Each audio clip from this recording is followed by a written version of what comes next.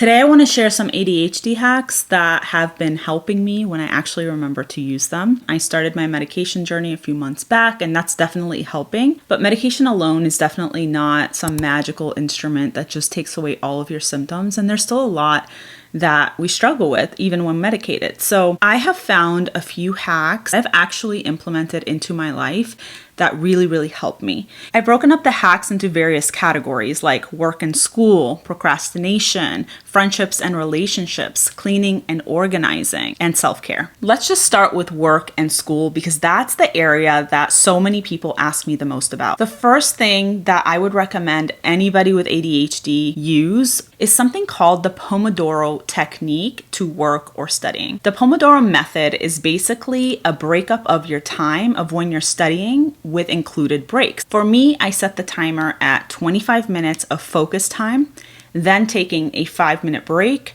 and I repeat that 4 times. After the 4th time of focus, you get a 25-minute break. To make this easier on me, I downloaded an app called Focus Timer, and you can set up your Pomodoro method for the time that you prefer, but it already had a pre-programmed one in there that I just stuck with. I find that I get so much more done with this because the 25-minute increments are so fast. They just happen, and then all of a sudden you look down and you are about out of time, and then you get a break, and that breakup just makes it so much easier to focus, get things done, and you see at the end of the day how much you actually had focused, and it's so much more than you would have done without the timer. Another hack for when you're working or studying is have snacks on hand. Have them near you so that you don't have to get up and lose focus to go to the fridge. A sugary drink is actually really helpful because it gives us dopamine. Sip on it. Don't gulp it, but just like slowly sip on it throughout the time that you're working or studying. Anything that you really know you want throughout your day that can stay out, have it near you for easy access. The next tip, if you do have some flexibility or some choices in how you break up your tasks, find the time of day that you are most productive. We're so different. So some people are really productive in the morning, some people are more productive in the afternoon, but we all have this idea in our minds that we need to wake up first thing in the morning and get work done and just do the 8 to 5 thing. And although that's just how the system set it up, it doesn't mean it's going to work for you. For me, I find that I am more productive between 10 a.m. to 1 p.m., but I have a major crash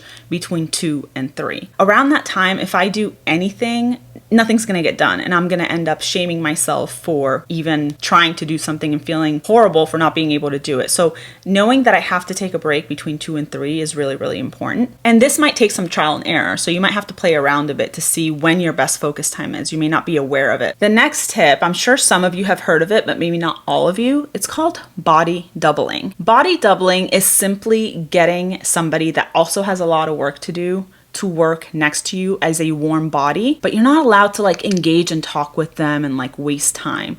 You're really just there as they're working and you're working, because something about having somebody next to us while they're doing their tasks feels more motivating for us to do ours. There are programs and links and spaces online and in person that you can sign up to have people body doubling with you. I think I have a link for this, and if I do, I'll post it in the description box below, but I tend to do it at coffee shops. Help me sometimes with just friends that have to do other things, even if it's not work related, like if they're working on stuff for their home and I'm just there. So find somebody that's willing to sit there with you, again, without distractions, to body double with. And finally, for work and school, try to do something called habit stacking. So habit stacking is simply stacking the thing that you have to do, let's say listening to an audiobook or listening to something like a training, to something that you already do. So a way that you can do this is like, let's say everyone gets ready in the morning, right? So as you get ready in the morning, stack it with listening to the audiobook or taking that training course if possible. Okay, so let's move on to cleaning and organization. For cleaning and organization, habit stacking has literally saved my life. I hate cleaning. Like I hate organizing, not because I don't like a clean space, because I function best with a clean space, but it also feels like there's too much to do and I get really overwhelmed. So I love listening to podcasts, specifically like true crime podcasts or something really interesting about psychology. I'll find a podcast ahead of time that I know has a lot of episodes that I can like fly through or want to binge on. And I put that in my ears and then I start cleaning. And all of a sudden it's like 4 hours later and I've completed everything I needed to do. And it's not because it makes me like to clean, but it just makes it so I don't want to stop listening to the podcast. And so I want to clean because that's the only way I can also focus on the podcast. Because if I were to sit down and put the earbuds in, I wouldn't be able to pay attention to the podcast or whatever it is I'm listening to. You can do this with your favorite music as well to make it more fun. It increases your dopamine levels if you're listening to music you love. You can do it by putting your favorite TV show on in the background or having other people around to help you as well. Another thing that's really helped me specifically when it comes to like laundry and like organization is to grab everything that you have around in your room and on the floor in the little piles that you put the organizational mess that you know and you understand, but also stresses you out because it's everywhere. Pick it all up and put it in one place, say on the bed. Now your brain consolidated it and you just have to clean up one pile. The next one that I don't know why I didn't think of earlier, but this one also changed a lot. Have cleaning products in each room. So one thing that would really suck for me is I have a 2-story home.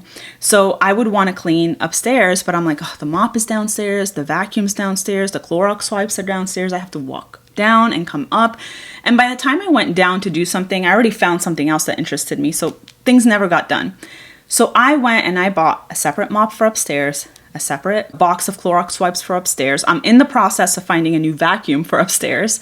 And that way, there's no excuses. If it's there, if it's in front of your face and you don't have to work extra hard to get the cleaning product, it's gonna be so much easier to just do it. And finally, break it up into small pieces. So if you think of cleaning your entire house, that can be really overwhelming. But if you say, I'm going to clean my bathroom, close the door of the bathroom and have your brain focus just on that small space, it becomes so much easier.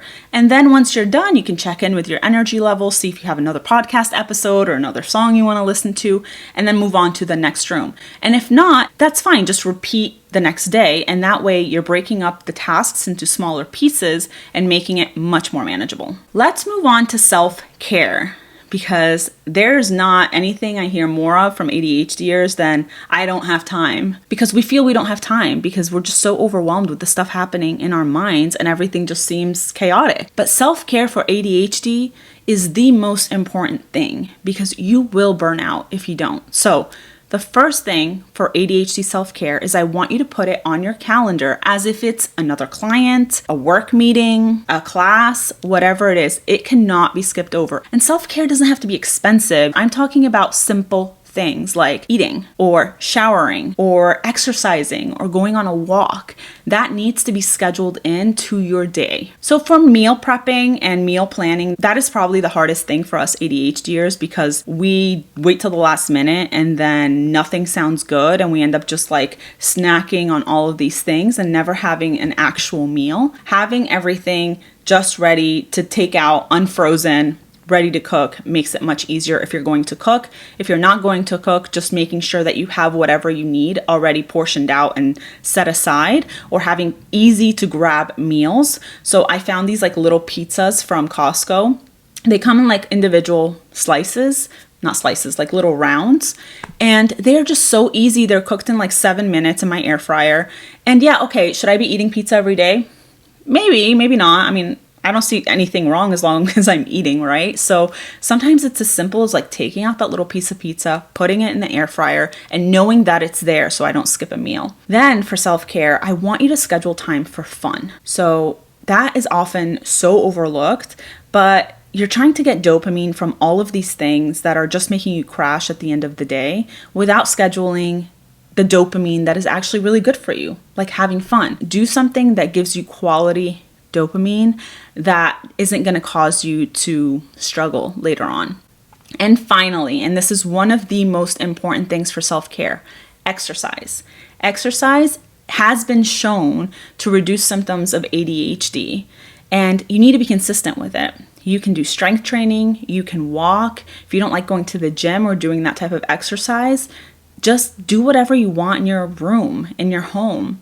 It can be just an active day where you walk around the block with your pet if you have one, or you go around the walk at the mall if that's what does it for you. Just get your body moving and get your heart rate up for at least 30 minutes a day, and you'll see how much better your ADHD symptoms will get. For the next section, we're going to talk about procrastination because that's obviously another area that we all struggle in. This tip actually helped me a lot. My psychiatrist gave me this tip: half-ass everything. Procrastination is not about anything other than like what you feel when you're about to start a task. It's a lot about feeling inadequate, feeling overwhelmed, trying to avoid those feelings. Like when we sit down to do something and we get that rush of, oh my God, this is so much, that's what causes us to procrastinate. So I want you to go into the mindset of, I'm going to half-ass it. This is going to suck. I'm not expecting it to be good. And just start with the expectation that it will be horrible. That's how you get yourself going. Another thing that really helps is limit your to-do list. I bet that if you looked at your to-do list right now, you have at least 15 things on there,